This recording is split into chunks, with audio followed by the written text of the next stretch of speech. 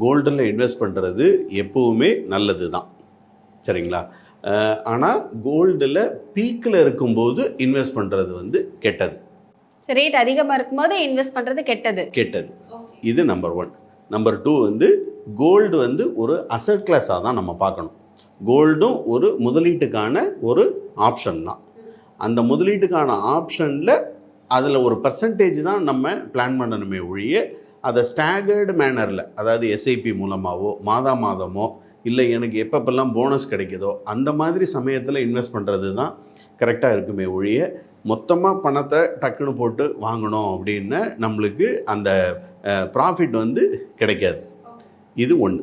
அடுத்தது 2வது பார்த்தீங்கன்னா, கோல்டை நீங்கள் இன்வெஸ்ட்மெண்ட் அப்படின்னு சொல்லி பண்ணும் பொழுது இன்வெஸ்ட்மெண்ட் பர்பஸுக்கு வாங்குறது வேறு, வீட்டில் பிள்ளைகளுக்கு நகையாக மனைவிக்கு நகையாக வாங்குறதுங்கிறது வேறு. இன்வெஸ்ட்மெண்ட் பர்பஸ்க்கு வாங்கும்போது கோல்டு காயினாக வாங்கினா 3% ஜிஎஸ்டியோட மேக்கிங் சார்ஜஸ், மார்ஜினல் மேக்கிங் சார்ஜஸோட முடிஞ்சு போயிடும்.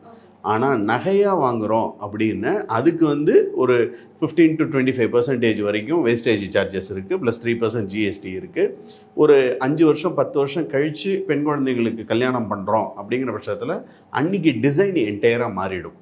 ஸோ அன்றைக்கி அதை கொடுத்துட்டு திருப்பி மாற்றும் போது வேஸ்டேஜ் திரும்பவும் இன்னொரு தடவை நம்ம கண்டிப்பாக அதில் இன்கர் ஆகுது.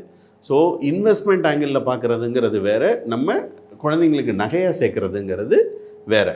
இப்போ நகைக்கடைகளை பொறுத்தளவு பார்த்தீங்க அப்படின்னா ஆர்பிஐயோட ரூல்ஸ் பிரகாரம் 11 மாதம் தான் அவங்க ஸ்கீம்ஸ் வந்து பண்ண முடியும்.